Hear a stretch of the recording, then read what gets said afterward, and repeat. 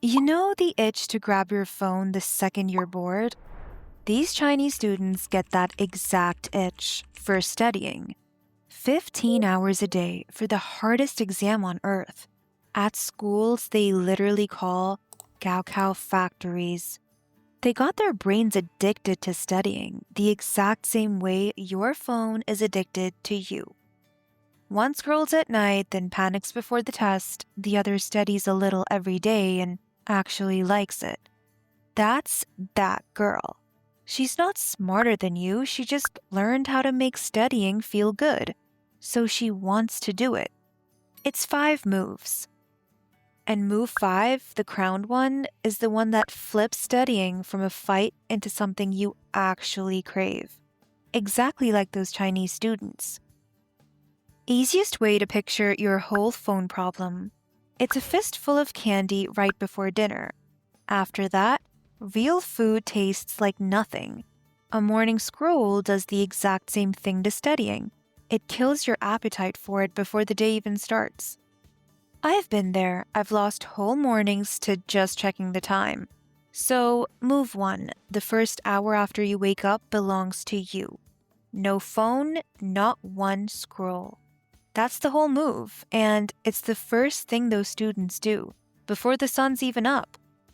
At Hengshui, the day starts at 7 a.m. sharp with 30 minutes of morning reading. Out loud. Phones nowhere near them. Why does that first hour matter so much? Because the second you wake up and scroll, you spend the whole day's best hit before you've done a single thing. You grab your phone to check the time, and somehow it's 20 minutes later and you're watching a stranger reorganize their fridge. That wasn't a break. That was your whole morning, gone before it started. And notice they read out loud. Saying it, not just looking at it, pulls more of your brain into the room. You wake your focus up instead of scrolling it flat. Here's what they do with that hour. They hit the hardest subject first, the one you keep avoiding, while their brain is freshest. Save the light revision for later, when you're tired and your phone's already won a few rounds. Hardest thing, best hour. Always. And fair warning, later there's one 5-second habit that quietly cancels this whole hour out. That's move 3. Watch for it. So copy them, make it stupidly easy. Tonight, leave your phone charging in another room, not next to your bed. Then tomorrow, the first 30 minutes are yours, before the world gets a say. Comment the one subject you keep avoiding. Naming it is your first hour tomorrow. But the first hour only works if the next move is right. That's move 2. Move 2 sounds way too simple to actually work, which is exactly why it does. Study in the same spot at the same time every single day. That's it. Chinese students never just study wherever they feel like it. Not in bed, that's a nap with extra steps. Not at the kitchen table where the snacks live. Not on the floor because it feels productive. One spot.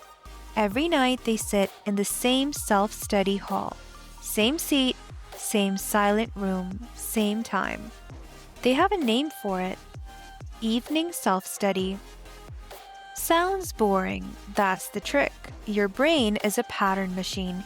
You walk into your kitchen and you're suddenly a little hungry, even if you weren't a second ago. Same wiring. Sit in the same seat at the same time every day. And after about a week, your brain starts switching on the moment you sit down, before you even open the book. That's the real reason that girl makes it look effortless. It's not the aesthetic, it's a trained reflex. Her brain lights up the second she sits down.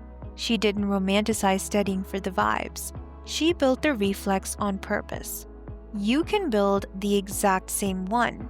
And if your room isn't cute, your brain does not care whether the spot is pretty. It only cares that it's the same. The same corner of the same table, same time, beats a beautiful desk you use once a week. So pick your spot and your time, and guard them like a promise. Move 3 is the thing that quietly wrecks all of it. Move 3, on your breaks, do nothing and keep your phone completely out of them. This is the move that quietly undoes everything else. At those Chinese schools, every minute is planned. Even the breaks, they're short and boring on purpose. You study hard for a bit, your brain finally warms up. And you think, I earned a scroll. So you open TikTok for 5 minutes. It is never 5 minutes, it's never even one video. Congratulations, you just threw the whole session away. There's real proof. A researcher at UC Irvine named Gloria Mark spent years timing it. At one interruption, the average person takes about 23 minutes to fully log back in. 23. From one glance at your phone. Think of your focus like a campfire. Slow to get going. Checking your phone mid-study is a bucket of water on it. So on breaks, be on purpose. Walk, get water, stare out a window. Set a timer for the break too. 5 minutes, so boring doesn't quietly become an hour. It feels like nothing's happening, but the second your mind goes quiet, your brain keeps working in the background, sorting everything you just studied into the keep pile. Scroll instead, and you bury it under noise before it ever gets saved. The boring break isn't a waste, it's part of the studying. But holding your focus is only half of it. There's one way to study that makes it actually stick and feel addictive. That's the crowned move, almost there. Phone U scrolls the break and starts cold every time. Steady U keeps the fire lit. Same hour, completely different girl walks out of it. That's your day sorted. But move 4 is what turns one good day into actual grades. Move 4 is the one that feels like cheating. Study less, remember more. The rule: don't study something once and move on. Come back to it on a schedule. That's when you study, and it's the real reason those students never cram. Your brain forgets on a schedule. Most of what you learn today is gone in a couple of days, unless you touch it again right before it slips away. And no, I'll review it later doesn't count. We both know that later means bestie. Later has never once happened in the history of your study plan. So Chinese students review on a rhythm. A quick look the next day, again a few days later, again right before the test. At Hengshui, there's a full mock exam every week, and at a gaokao level, one every month. They're constantly circling back, not just charging forward. And here's the part that feels like cheating. Each time you come back, it takes less. First review, a few minutes. Next, barely one. You're not relearning. You're reminding your brain, keep this one. Do the math. Reading a chapter 5 times the night before over an hour, and you've forgotten half by the weekend. 3 short reviews spread across the week. Under 20 minutes total, and it sticks for months. That's the whole study less secret. Never about more hours, about better timing. Make it brain dead simple. The moment you finish studying something, set 2 reminders right then. One for tomorrow, one for 3 days later. When they buzz, you don't sit for an hour. 2 minutes checking what you still remember, then move on. That's the system. But timing only works if what you do in those 2 minutes is right. And if your exam is close, this still works. You just squeeze the timeline. 3 weeks out, run the full rhythm. 3 days out, 3 fast passes. 1 this morning, 1 tonight, 1 right before you walk in. Same trick, less runway. That's the last move, the one I crowned. If you skip everything else in this video, do not skip this one. This is the one that flips studying into something you crave. This is the one that actually gets you addicted. This is it, the last move, the crowned one. Stop rereading your notes and start betting on the answer before you check. That's the whole switch. It's the actual secret weapon of Chinese students. They do the opposite of rereading. Endless practice questions, and then they keep what they call an error notebook. Every question they got wrong written down to test themselves on again and again. Here's why that's so powerful, and how to steal it even if you've never touched a Chinese textbook.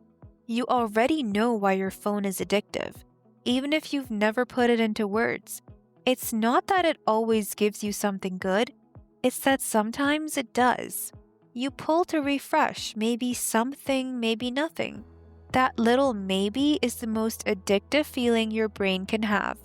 It's the exact thing that makes a slot machine impossible to walk away from.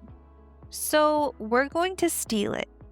Most people study by reading the same page over and over. Your brain feels busy, but nothing's happening. Like rewatching a show you've already seen. No surprise, no hit, nothing sticks.